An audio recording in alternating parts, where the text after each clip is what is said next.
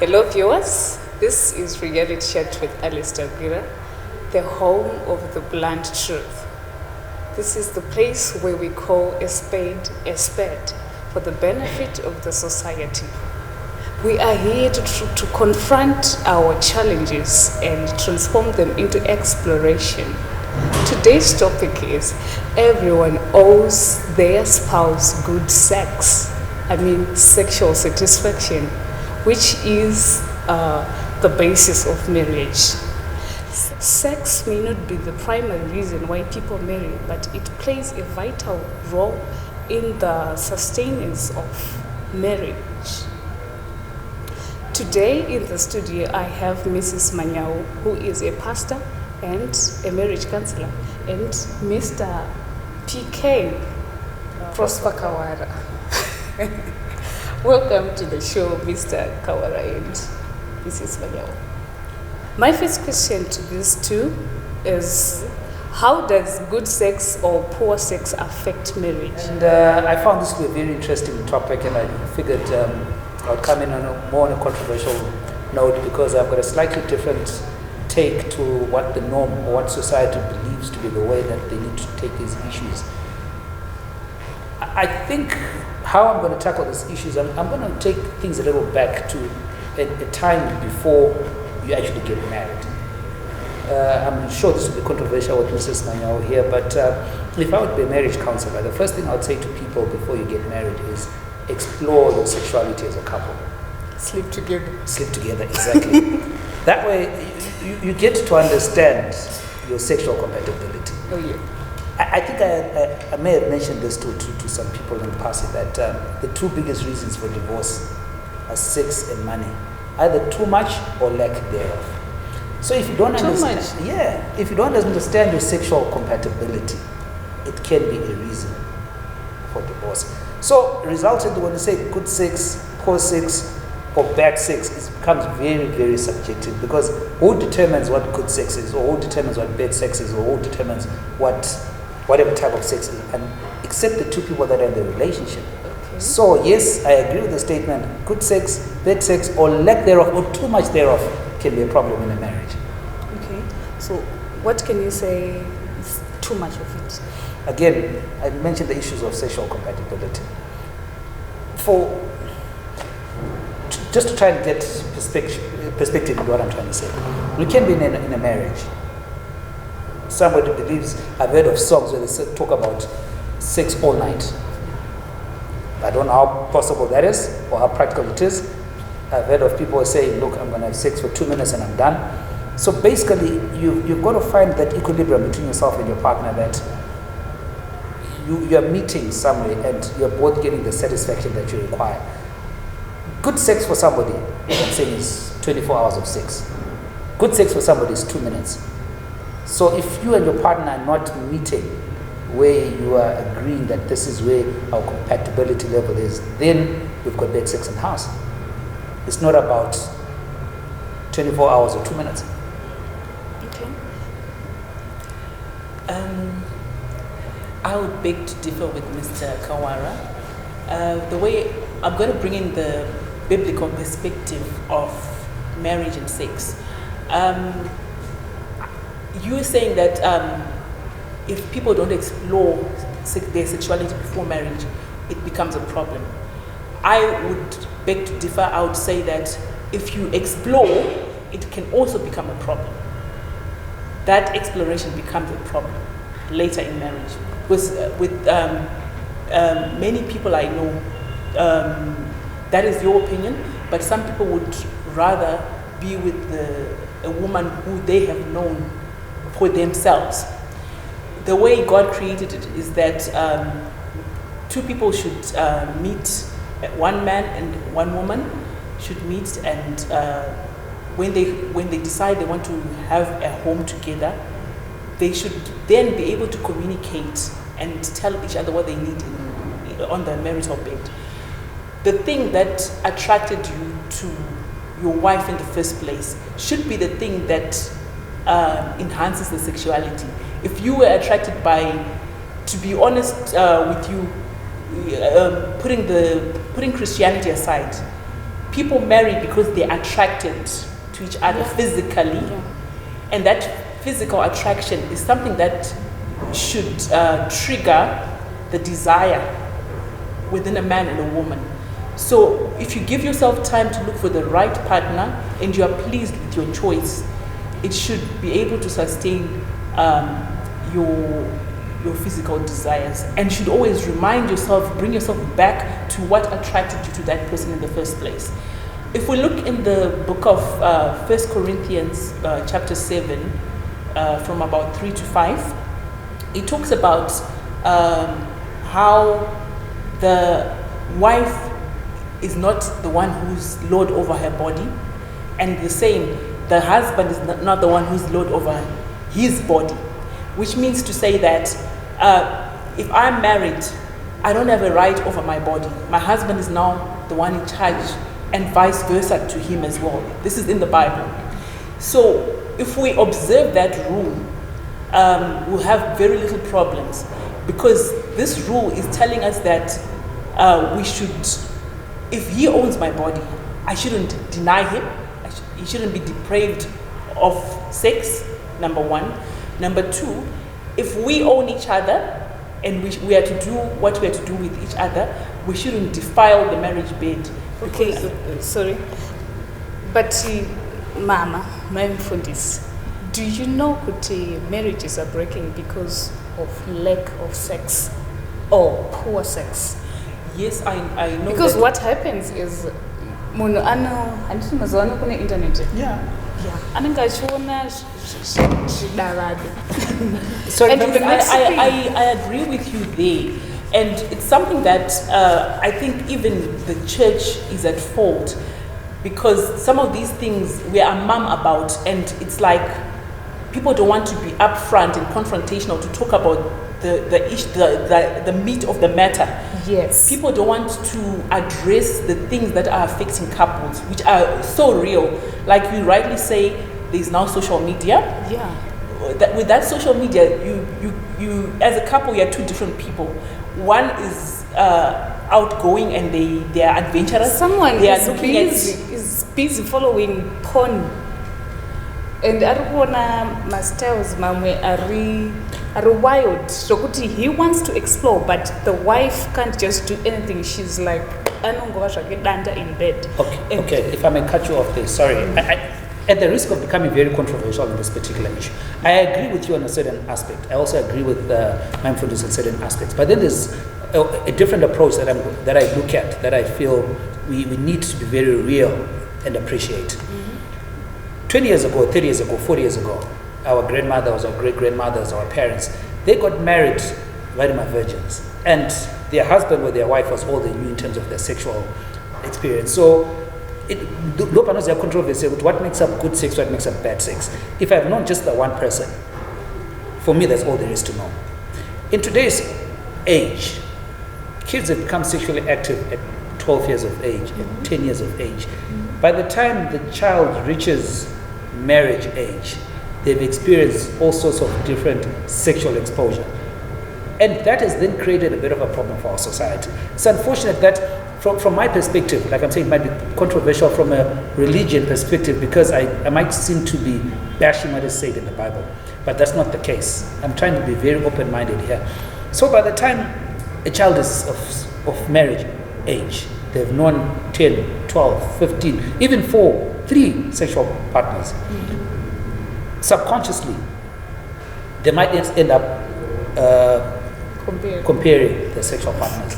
Resultantly, when you're now in marriage, you've got a problem, because if you haven't known your partner before you got married, wakasangana na Crispin, who goes on for 48 hours non-stop, and then you get married to Child, who wants sex for 5 minutes.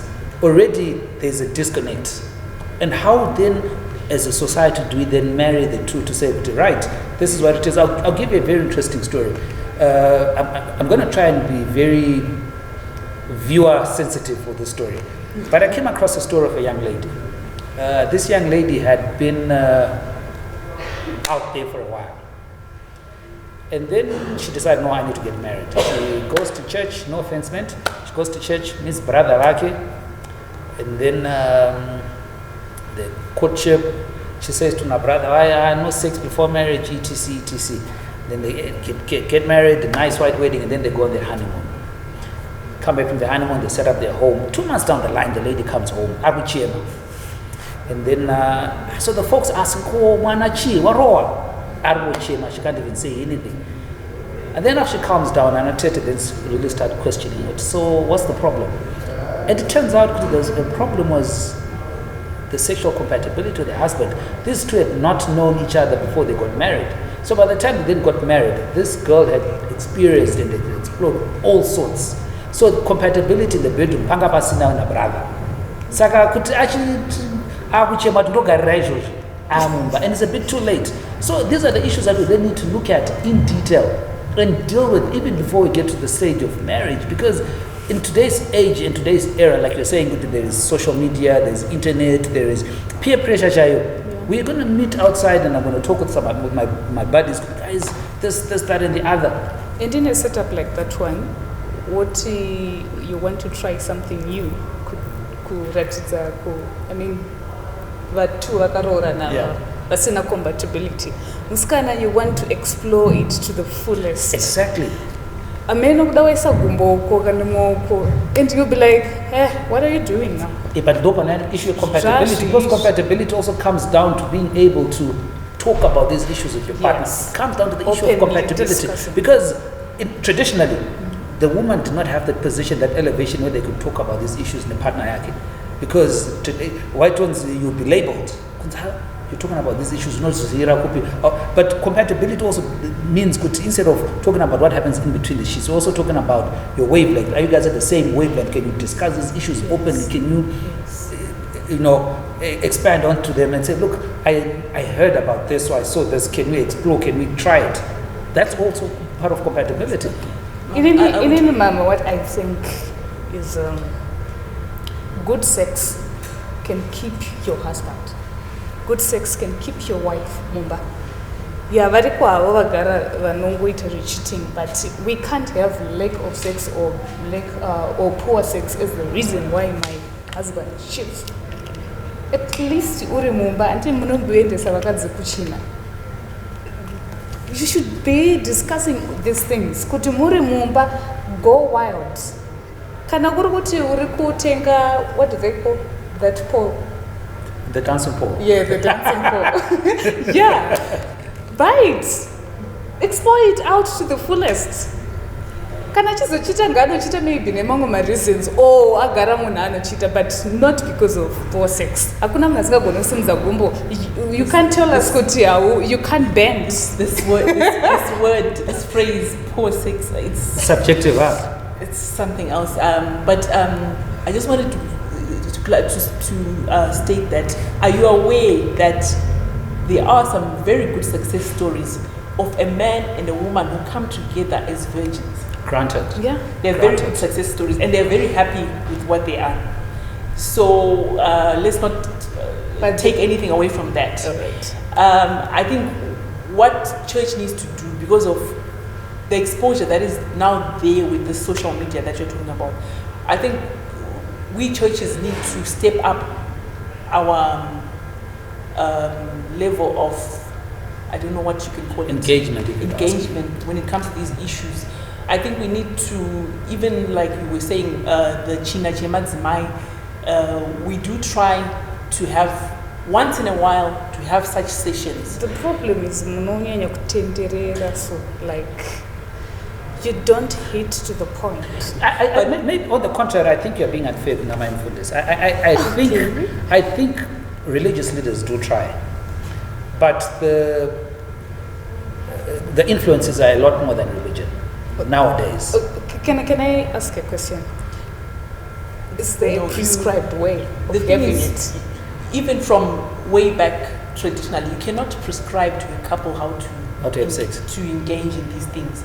I think this is something sacred between a man and a woman, and how they decide to do their things is up to them. This is why it becomes a taboo for a woman to say to her husband, let's do this, because maybe that man doesn't even want to explore that avenue. It becomes that personalities differ.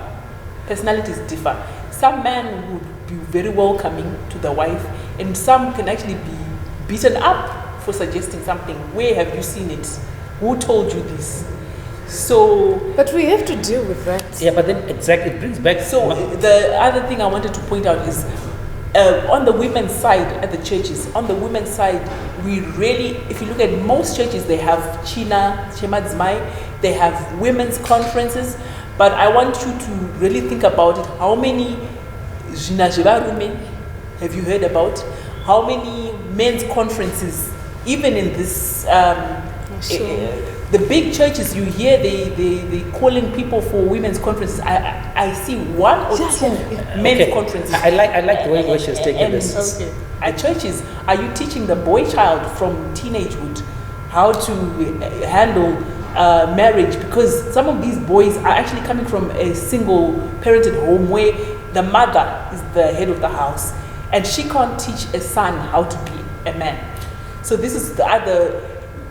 That boy now has to learn from what he sees the neighbors or the other men in society doing, and that is where we also lose it. We've raised some very interesting points, mindfulness, and again, it's going to dovetail with my earlier point. The issues to do with teaching one, the difference between, controversially again, men and women biologically are totally different. Women get into things with emotion. Men tend to be very visual creatures. They don't really get into a relationship based on how they feel. I can see a girl walking by. She has a short skirt. I see whatever it is that I'm attracted to, and I can engage sexually with her without any emotional attachment to it. So men are very visual. Not to say, I'm not justifying with that it's right morally for men to do that, but we're living in the world where that is what is happening on the ground. So we've got to then find a way on how do we then embrace and work around those particular issues to say, men tend to be a lot more open-minded about sexual issues below a certain age. Women only then start talking about sex, masangana kuchinwa chemadzimai, masangana is phrase, and then you start talking about kwangu wasudai kana before kuchata unoza kitchen team whatever it is, the bridal shower. I understand. I've never been to one, but I understand these are the issues that you then talk about. But for men, on the other hand, before we even get to a bachelor party, when I'm still a teenager and we're talking amongst ourselves, we talk about these issues. Yes, we lie about it. But we then get certain ideas. We go to the pub. We're going to sit down. We're going to start talking about this, that, and the other. Sorry. Now I'm losing my what I was thinking about. I was thinking about you were talking about kudzidzisana china chemadzimai. You do realize that we really don't have a school for sex. No, hakuna munhu anokura ane chikoro for sex. It comes naturally. By the time you engage in your first sexual experience, nobody really taught you that it's like eating. You're not really taught how to chew and how to swallow. It comes naturally. This is where God... But now when it comes to good sex, now... Subjective, what makes for good sex? Again, it comes back to the issue of natural compatibility. If you guys can then agree with you, before you get married, if you're going to be able to sit down and talk and say, Sha, I want to do this, I like this, that's where the compatibility issue comes in. Because before you want pinda mumba, if I try something new, this is how my partner is likely to react to it. So your boyfriend says, or you say to your boyfriend, child, let's try this. And the boyfriend is amenable to it, and you try something new. It already gives you an idea of what's going to happen. Because if you haven't tried them before, they say, Sha, let's try this. And then it's like, compatibility. It's also got to do the communication, the how you handle things before Mamumba. Because it's supposed to be a long-term commitment. Okay, I wanted to ask, sorry ma'am, I wanted to ask Kuti, not really asking. Kuti, do you know Kuti kuchurch mukabata skana vachitaura nyaya dzesex munovati imhombwe? True, I agree with you. So munongoziva kuti angozodzidziswa 30 minutes dzemusi webridal shower chete kuti munongozoda kuti adzidziswe sex. How is she going to be good? Well, if I have control over something like that, and it's my daughter or my relative, I would before not, you go any further, not teach them anything. But kuchina mwari, would you allow your daughter to go go to to Chinamari. Chinamari? No. I Why? think before you even say Chinamari, for the purpose No, of our I viewers, wouldn't. let's explain what Chinamari is. I know what Chinamari is, Okay. but explain to our viewers what Chinamari is. Oh, you can explain. Look, it's basically a situation where they're taught how to handle their husband in marriage. Yes. Do you agree with me? Yes. I could be wrong. In certain cultures, I think it happens in certain cultures, and it only happens when a girl reaches a particular age. I think it also happens with boys in certain cultures, where some go for circumcision, and then vanogarapadari, sekuru or whatever, and they're taught how to handle their marriages, how to handle their women. And she's saying she wouldn't allow her daughter to go for Chinamari. I wouldn't want my daughter to be trained by anyone. I think I would. No. I would leave it to nature. There are certain things, one or two things that you can talk about. But the by actual anyone, act, you mean the actual act? give me a chance to explain. The actual act of it, no one can really, like you said, there's no school for it. Did God teach Adam and Eve how to do it? No. But they found their way. And the internet is teaching us. You find your preferences according to how you find what your preferences are as you go along. You see why I brought these books. This is 50 Shades of Grey and the Innocent Dark Seduction. And if I may note, this is a primary school age book. Yeah. I read these books in primary school or early high school. I also have my book, which is in my bag, which is the now you see the Bible. But what do you say? Someone might think I'm being too religious about this, but I haven't seen anyone. I haven't seen a lot of people failing when they just leave it up to themselves as a couple and up to church teachings. We have marriage sessions where we teach about relationship, and we hint here and there. Like I said, you can't get into somebody's bedroom and instruct them on what to do. I think that's a bit offensive. But for me, people should find their own preferences, and I don't want to be graphical about it. I don't want to say certain things. My food is the truth of the matter is human nature will lie to each other. We're going to, under the guise of a particular environment, we're going to say what we feel is the politically correct thing to say at that particular point in time. When we're out there, it becomes a totally different story. Yes, we'll pretend to go to church, I'm going to Mr. Goody Two Shoes and behave in a particular way that is commensurate with the surroundings that I'm in. When I'm out there, I'm going to totally change. So in church, I'm going to pretend to be this, that, and the other. But out there, I'm a totally different animal, for want of a better word. This is why, again, I still go back to the issue of compatibility. My teachings of church, my teachings, they're well and good. Let's get back to the issue of compatibility. Because kanangatas are compatible. Communication, the actual act, the way we handle issues, it even goes beyond sex, it even goes into issues the way we handle money. It comes down to issues of compatibility. Yeah, you're so right, it's about compatibility, because a girl can go to Chinamari and still get divorced, exactly. And still have 3 husbands. So indirectly agreeing with me. You can be a prostitute and have come across 50 men and get into marriage and still not satisfy a man. Okay, I bring it back to God. That's so true. But today we are talking about sex as part of marriage. Yeah, and how it inobatsira sei kuti marriage inake, kuti marriage itapire. Yes. Do you know kuti the reason why some men cheat is because of poor sex? Anonowana kaslay queen kake kana natsokumupa kana natsokupakura sadza nemuriwo chaizvo zvaanoda nemhake asiri kuuya kwauri iwewe mukadzi wemumba. It's because you're judgmental. Muri mai vekuchina vanoti but it's not what we tell them, women, to be open-minded to what their husbands require and to communicate what they require. So if people are failing to do something as simple as that, I think some people are just looking for excuses to cheat. Because I always discuss this with my husband, and he's always saying, some of these things are in the mind.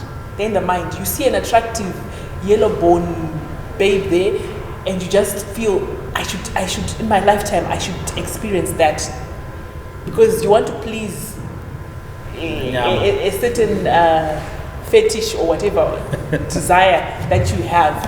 It's not because you require it, but you just want to please your flesh. So if you should, this flesh must be subjected to it must be. But my friend is, you know what? I don't think people cheat because of poor sex. I'm speaking I think from, it's all in the mind. Yeah, agreed, yes. I think there's different issues that we need to look at. And unfortunately, we may not have enough time to sort of delve into all issues and touch on all issues. But people don't cheat purely because of poor sex. There's different reasons. You know, with the emotional issues to do with financial issues. And you can get for a woman, you can get an outlet. Or a boyfriend, a provider, so to speak. She gets herself in a compromising situation. She finds herself with a boyfriend because so it's not just about the poor sex. Yes, it's the poor sex is going to contribute towards the breakup of the marriage. But for men, like I said, again, I'm going to come back to the issues of from a male perspective. I'm not condoning cheating. Don't get me wrong. I'm not condoning it. But men are not going to cheat because of poor sex at all. They're not going to put cheat because for men it's a visual issue. It's not even about the emotional attachment. Can I ask you a question? I would agree with you on that. Can I ask you a question? If your wife denies you sex at home, what do you do? Look, how do I handle it? Again, it comes down to the issue that I compatibility earlier on. Because if me and my wife cannot have that level of understanding of discussion with Asha, look, then there's going to be a problem. Which is where, again, goes back to Nabotaura, why compatible sexually, so that you can know how to, when to talk about issues. Again, a man can go, I know women can go for extended periods of time without engaging, supposedly. I think men can also do that. But the problem we've got as men is that, again, it's going to be very, very visual. I haven't had sex in the home for the last 1 year.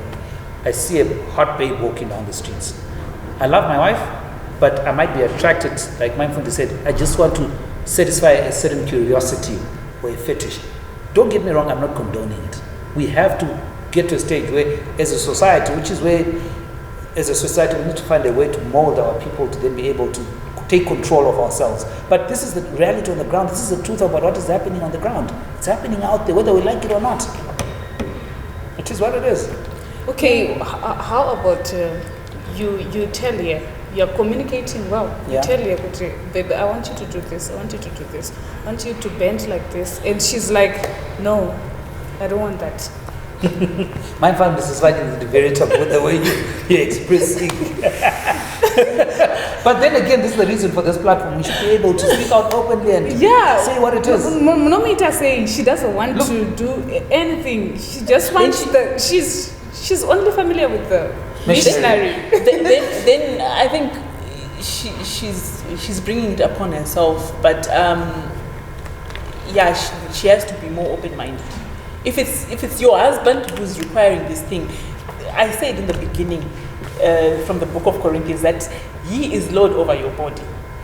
So he's the one, yes. Because if you go further down from verse it says you should not defraud each other of sex.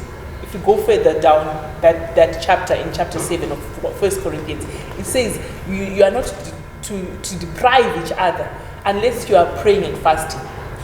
And you have agreed. You have agreed that we are not doing this for a certain period of time. Now we have a couple. Mukadzi anaenda chechi, murume aende kuchechi. And mukadzi akafasta 10 days. Murume arikuda sex. And the wife is like, ndiri pakunamata. Chimbomira izvozvo. Mukuda kuti murume aite sei?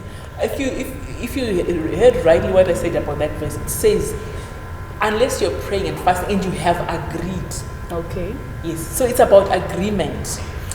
Look, at the end of the day. I'm going to add on to this a very interesting dimension. I'm in this particular platform today because I'm in I was going to call it a long-distance relationship. It's not a long-distance relationship because I'm married. I'm in a long-distance marriage. My wife is in a different country. I'm in a different country. And we've had to compromise on certain issues. And from a layman's perspective, they would then say it's justified to cheat, whether it's her or it's me. But it's not what we're going to look at.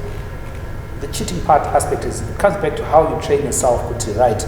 I'm in a marriage, I'm in a committed marriage, I'm in a happy marriage, and we've got an open, compatible marriage, whether be it communication-wise or sexually. So we understand why we're in the particular position that I am in with my wife. She's wherever she is, I'm wherever I am, but there's then no justification why I should then cheat. Even though I'm going to use other men as an example. The reason why in today's age, Nyago diaspora has broken a lot of marriages. Because umaruko, and consequently, if it will ever. And it has caused a problem. But then if you're compatible, you can then withstand that storm and understand that, look, this is purely seasonal. But it goes back to the same issue, compatibility. Do I know my wife's sexual requirements? Do I know my wife's sexual desires? And if my wife is going to leave and go to a different country and I'm going to live in a different country, will you be able to withstand the pressures that come with being apart? So it comes down to the sexual compatibility, and that compatibility is only established before my number. Moziana, no. Can my wife go for 2 months without getting any action? Can I go for 6 months without getting any action? What getting the marriage in the first place if you're going to be with somebody that you know compatibility is not going to work? So resultantly, unozopinda marriage wako zatu right. Munhu wangu yuka another sex every night, 7 days a week. You have to put yourself in a position that you have to be able to provide every night, 7 days a week. Because before you got into marriage, you encountered it and you knew exactly what you're getting yourself into. Okay, I wanted to ask this question. Okay, it's pretty crazy. It goes to you. Tomboti, you're in bed and 5 minutes nudu, that's what you are. And the wife is not satisfied. Iwo watobo, watonet, watoburuka watonet. Uruda utu umwako itese. If I had known before we got married, umwangu that we were on a journey to Bulawayo, tapa noto nduti sashika. Tipa noto nduti Bulawayo shamari. If I had known that before we got married, I would have gadenda kasiya. She would have said, no, this is not for me. You need to know that ambarefu. My LP, my short play, you need to do LP. If I taka zivana before we got married, then my wife would have said, this is a recipe for disaster. Ndichapinda mekuti I'm going to be miserable in this marriage because here would tashkwa Bulawayo tuti panoto. Doesn't work. Okay. Cut it short, nip it in the bud. Musati mapinda mumba. But yeah, it goes back to what I was saying that society needs to. If we were women if time was dependent on women, or distance was dependent on women, with the way we teach our girls, we would have addressed it. But now we bring it back to the men. What are you telling each other? I haven't heard of any platforms where you tell each other these things.